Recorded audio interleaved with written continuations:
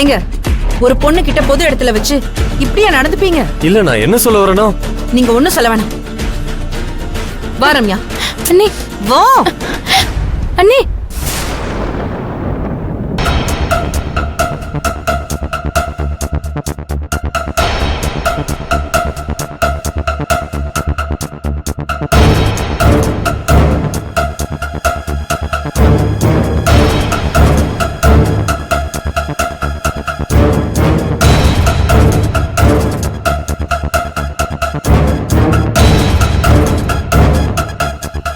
Hello brother, என்ன பண்றீங்க? ஒரு பொண்ணுகிட்ட இப்படியா டீசன்சி இல்லாம நடந்துப்பீங்க? சார் ஒரு நிமிஷம் சார். அவங்க தான் நான் சொல்ல வந்ததை முழுசா கேட்காம போயிட்டாங்க. நீங்களாவது கேளுங்க சார். ரம்யாவை உண்மையிலேயே ரொம்ப சின்சியரா விரும்புறேன்.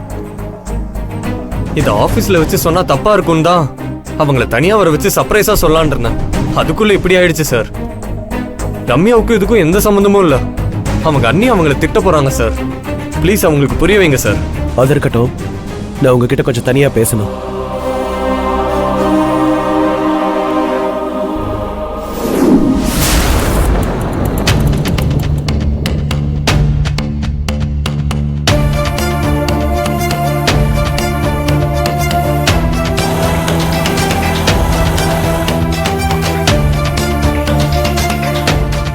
அங்க வச்சு பேசக்கூடாதுன்னு தான் நான் அமைதியா வந்தேன்.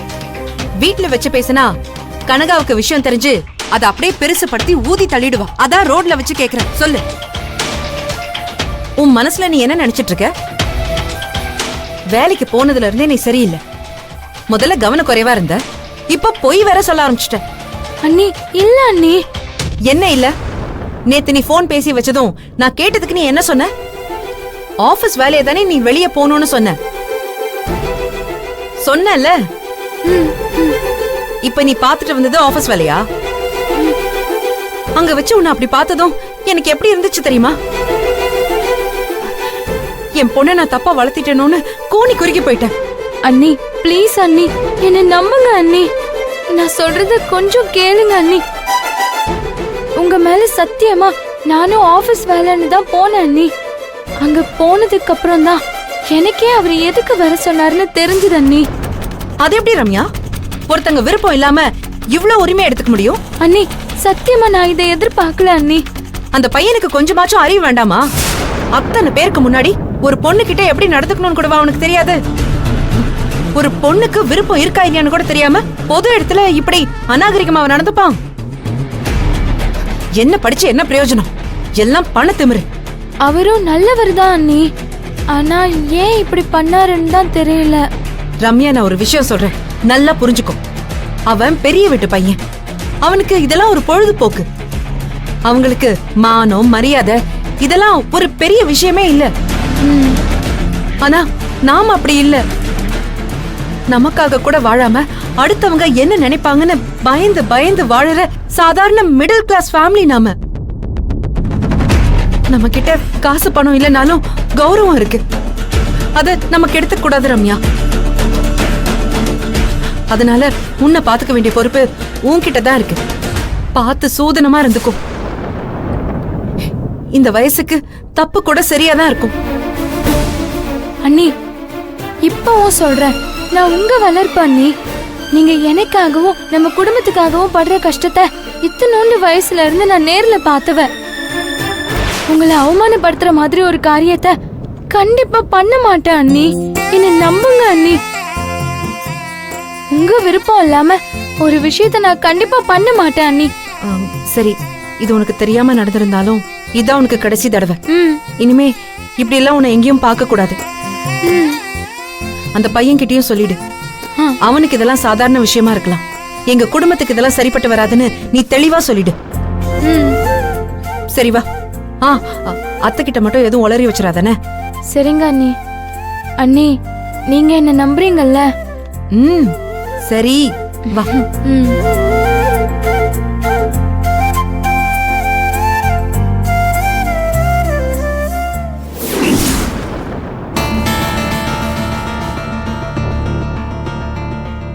ரம்யாவோட டேலண்ட்டும் அவங்க நல்ல குணம் தான் என்னை இம்ப்ரெஸ் பண்ணுச்சு. இது எங்க தாத்தா கிட்ட சொன்னதும் அவருக்கும் ரம்யாவையும் அவங்க குடும்பத்தையும் ரொம்ப பிடிச்சு போச்சு. ஆக்சுவலி எனக்குள்ள ரம்யா வர ஆரம்ப புள்ளியே எங்க தாத்தா தான். பெரியவங்களோட சம்மதத்தோட தான் நான் ரம்யாவை விரும்ப ஆரம்பிச்சேன். சார், என்ன மத்த பணக்கார பசங்களா பார்க்காதீங்க. நான் ரம்யாவை நல்லா பார்த்துப்பேன். அவ எனக்கு லைஃப் பார்ட்னரா வந்தா நாங்க 2 பேரும் சேர்ந்து கம்பெனியை பெரிய லெவலுக்கு கொண்டு வருவோம். நீங்க தான் அவங்க அன்னிக்கிட்ட எடுத்து சொல்லி புரிய வைக்கணும். அவங்க புரிஞ்சுக்கிறதெல்லாம் இருக்கட்டும். முதல்ல இதுல ரம்யாவுக்கு விருப்பம் இருக்கா அது தெரியணுமே. அது தெரியறதுக்குள்ளதான் அவங்க அன்னி கூட்டிட்டு போயிட்டாங்க சார். சார், எனக்கு ரம்யாவை ரொம்ப பிடிக்கும். எனக்கு லைஃப் பார்ட்னரா வரவங்க என் வைஃப் மட்டும் இல்லாம என் பிசினஸ்க்கும் சப்போர்ட் பண்றவங்களா இருக்கணும். அப்படி ஒரு டேலண்ட்டை தான் நான் ரம்யா கிட்ட பார்த்தேன். அதுதான் என்னை ஃபர்ஸ்ட் இம்ப்ரெஸ் பண்ண வச்சது. இப்ப கம்பெனி எம்டியா இருக்கிறது நான் தான். ஆனா இது எங்க தாத்தா உருவாக்கி எங்க அப்பா காப்பாத்தின சொத்து. அவரு கைக்குள்ளதான் நான் இருக்கேன். எனக்கு இருக்கிற பிசினஸ் ஐடியாஸ்லாம் நான் தனியா நடத்தணும். அதுக்கு ரம்யா மாதிரி ஒரு பொண்ணு என் கூட இருந்தா என்னால சக்சஸ்ஃபுல்லா வர முடியும். பெரிய லெவலுக்கு என்னால வளர முடியும். அவளை மட்டும் இல்ல சார், அவ திறமையும் நான் ரொம்ப மதிக்கிறேன். நீங்க தான் சார் அவங்களுக்கு புரிய வைக்கணும். பிரதர், முதல்ல இது அவங்க குடும்ப விஷயம். இருந்தாலும் முயற்சி பண்றேன். பட் இப்பவும் சொல்றேன், அவங்க ரொம்ப சாதாரண குடும்பம், ஆனா ரொம்ப நல்லவங்க. நீங்க உறுதியா இருந்தா பேசலாம். இது வாழ்க்கை, விளையாட்டுத்தனம் ஆயிடக்கூடாது. அந்த குடும்பத்தால சின்ன அவமானத்தை கூட தாங்கிக்க முடியாது. ப்ராமிஸா நான் ரம்யாவை ரொம்ப விரும்புறேன் சார். நீங்க தான் சார் ஹெல்ப் பண்ணணும்.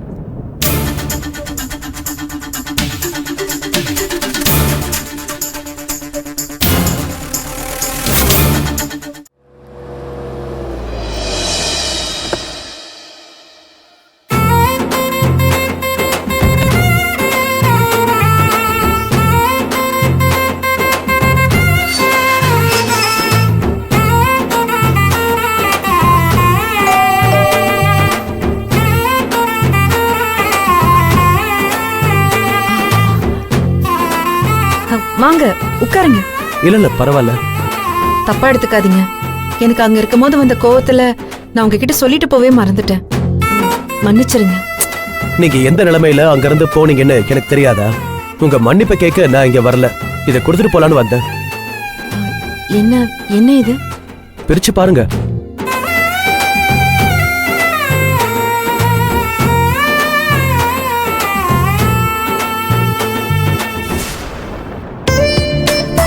நீங்க போனதுக்கு அப்புறம் கிளையண்ட் வந்து கொடுத்துட்டு போனாங்க. அதான் உங்களுக்கு சேர வேண்டிய பணத்தை கொடுத்துட்டு போக வந்தேன். என் வேலை அந்த மாதிரி. இது உங்களுக்கு ஹெல்ப்பா இருக்கும். இவ்ளோ பணம் அட்வான்ஸா வரும் நான் எதிர்பார்க்கவே இல்ல. நான் தான் சொன்னேன்லங்க, இது பெரிய ஆர்டர்னு. இது வெறும் முன் பணம் தான். நல்லபடியா முடிச்சு கொடுத்தா நல்ல வருமானம் வரும்.